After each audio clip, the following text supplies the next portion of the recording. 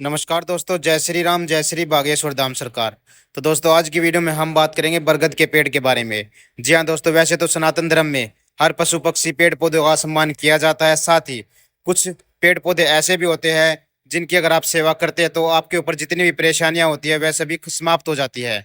साथ ही अगर आप बरगद के पेड़ पर कलावा बांधते हैं तो आपकी जितनी भी परेशानियां होती है वह बिल्कुल खत्म हो जाएगी। ये बागेश्वर धाम सरकार का कहना है, क्योंकि बागेश्वर धाम सरकार के पास जो सिद्धि है वो श्री बालाजी महाराज की सिद्धि है। उनकी कई बातें अमल होती है, अनमोल होती है। तो दोस्तों चलिए जानते हैं आखिर बरगद के पेड़ पर कलावा बांधने से क्या होता है और क्यों महिलाएं बरगद के पेड़ पर कलावा बांधती है। चलिए बात करते हैं वीडियो हिंदू में। धर्म में आपने देखा होगा कि महिलाएं बरगद के पेड़ पर धागा या कलावा बांधती हैं। लेकिन क्या आप जानते हैं कि महिलाएं इस पेड़ पर धागा क्यों बांधती हैं? धागा बांधने का क्या महत्व है और इसके क्या लाभ हैं? जानने के लिए वीडियो में अंत तक बने रहे। हिंदू धर्म में कई पेड़ पौधों की विधि विधान से पूजा की जाती है, जिसमें बरगद के पेड़ की पूजा भी शामिल है। महिलाएं बरगद के पेड़ पर धागा या कलावा बांधती हैं क्योंकि हिंदू धर्म में बरगद के पेड़ की पूजा का विशेष महत्व होता है।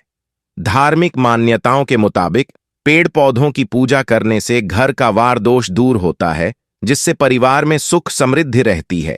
आइए जानते हैं कि बरगद के पेड़ पर कलावा या फिर धागा बांधने का क्या महत्व है और इससे लोगों को क्या लाभ मिलते हैं। पंडित राजेंद्र तिवारी ने बताया है कि बरगद के पेड़ में ब्रह्मा जी, श्रीहरि और शिव का वास होता है। अन्य सभी पेड़ों में बरगद के पेड़ की उम्र सबसे अधिक होती है, इसलिए इसे अक्षयवट के नाम से भी जाना जाता है। देव वृक्ष होने के कारण बरगद के पेड़ की पूजा का विशेष महत्व है। हिंदू धर्म में अखंड सौभाग्य, आरोग्य और सुख समृद्धि के लिए वटवृक्ष की पूजा की जाती है और महिलाएं अपनी मनोकामनाएं मांगते हुए बरगद के पेड़ पर धागा या कलावा बांधती है, जिससे उन देवताओं का आशीर्वाद बना रहे और घर परिवार सुख समृद्धि बनी रहे। बरगद पर धागा बांधने के लाभ धर्मशास्त्रों में जिक्र किया गया है कि बरगद यानी वट वृक्ष के पेड़ की पूजा करने के बाद उसमें कलावा बांधने से महिलाओं के सुहाग की रक्षा होती है। बरगद के पेड़ में कलावा बांधने से वैवाहिक जीवन में भी खुशहाली बनी रहती है। साथ ही इससे पति पत्नी के संबंधों में किसी प्रकार की कोई परेशानी नहीं आती है। इसके अलावा माना जाता है कि बरगद के पेड़ में कलावा या फिर धागा बांधने से अकाल मृत्यु जैसे योग भी टल जाते हैं। बरगद के पेड़ का महत्व हिंदू पौराणिक कथाओं के मुताबिक बरगद के पेड़ में त्रिदेव ब्रह्मा, विष्णु और महेश विद्यमान रहते हैं। पेड़ की जड़ें ब्रह्मा का प्रतिनिधित्व करती हैं। वट वृक्ष का तना विष्णु भगवान का प्रतिनिधित्व करता है और भगवान शिव बरगद के पेड़ के ऊपरी हिस्से का प्रतिनिधित्व करते हैं और पूरा पेड़ सावित्री माना है। इस पवित्र पेड़ के नीचे पूजा करने से भक्तों की सभी मनोकामनाएं पूरी होती हैं और जीवन में आने वाले कष्टों से छुटकारा मिलता है। और आपको तो पता ही होगा कि सनातन धर्म में हर चीज की पूजा करी जाती है और बरगद और पीपल का पेड़ तो हिंदू धर्म में सबसे ज्यादा पूजा जाता है, क्योंकि इन दोनों पेड़ों में साक्षात भगवान का वास माना जाता है। क्योंकि बरगद के पेड़ का जिक्र हर युग में देखा और सुना गया है। साथ ही महाभारत में गीता का उपदेश देते हुए खुद भगवान श्री कृष्ण ने कहा है कि वृक्षों में मेन पीपल चंद्रमा का रत्न मोती पहनने से क्या खत्म हो जाते हैं कष्ट। जाने क्या कहता है रत्न शास्त्र। अगर आप चंद्रमा का रत्न मोती पहनने का विचार बना रहे हैं तो आपको सबसे पहले उसके बारे में पूरी जानकारी प्राप्त कर लेनी चाहिए, क्योंकि चंद्रमा का रत्न मोती हर किसी को नहीं पहनना चाहिए। यह रत्न हर किसी के लिए फायदेमंद नहीं है। इसे पहनने से आपको नुकसान भी हो सकता है, इसलिए अपने किसी ज्योतिष विशेष की सलाह अवश्य लें। कुंडली में चंद्र ग्रह से जुड़े दोष को खत्म करने के लिए मोती पहनने की सलाह दी जाती है।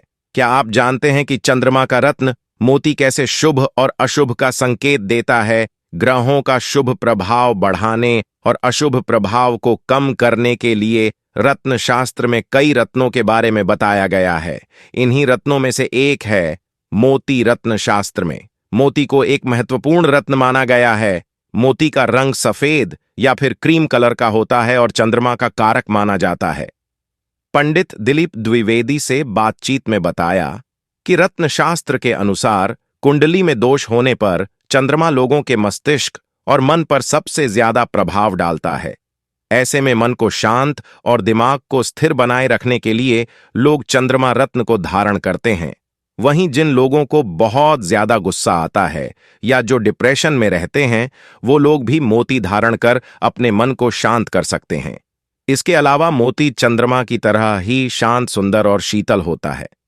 जिन लोगों का चंद्रमा अशुभ या कमजोर होता है, उन्हें मोती अवश्य धारण कर चाहिए। मोती धारण करने से लोगों को कई तरह के फायदे मिल सकते हैं। चलिए अब जानते हैं किन राशियों के लिए यह शुभ माना जाता है। ज्योतिष शास्त्र में मोती को राशि के मुताबिक कर्क, धनु और मीन राशि के लोग पहन सकते हैं। वहीं जिन लोगों की जन्म कुंडली में चंद्रमा ग्रह उच्च या सकारात्मक स्थिति में हो, तो वे लोग भी मोती को धारण कर सकते हैं।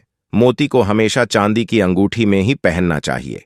मोती रत्न का संबंध चंद्र ग्रह से है, इसलिए इसे सोमवार के दिन प्रातःकाल धारण करना चाहिए। इस अंगूठी को हाथ की सबसे छोटी अंगुली में धारण करना बहुत ही शुभ माना जाता है। मोती रत्न धारण करने की मान्यता। चंद्रमा का रत्न मोती धारण करना कुछ लोगों के लिए अशुभ भी होता है, जिससे लोगों को नुकसान भी हो सकते हैं। इसलिए इसे धारण करने से पहले किसी ज्योतिष विशेषज्ञ की सलाह अवश्य लें। अगर आप इमोशनल हैं या आपको गुस्सा ज्यादा आता है, तो आपको मोती नहीं पहनना चाहिए, क्योंकि ये आपकी भावनाओं को और भी उत्तेजित कर सकता है। हिंदू धर्म में मोती को एक पवित्र और शुभ रत्न माना जाता है और कई लोग इसे धारण करते हैं, क्योंकि इसे दिव्यता से भी, पवित्रता से भरपूर माना जाता है। वहीं कुछ ऐसे भी निशान होते हैं जिन्हें शुभ नहीं माना जाता है। हस्तरेखा शास्त्र के अनुसार जिन लोगों की हथेली में ये अशुभ निशान या रेखाएं होती हैं, उन्हें जीवन में कड़ी मेहनत के बाद भी सफलता हासिल नहीं हो पाती है।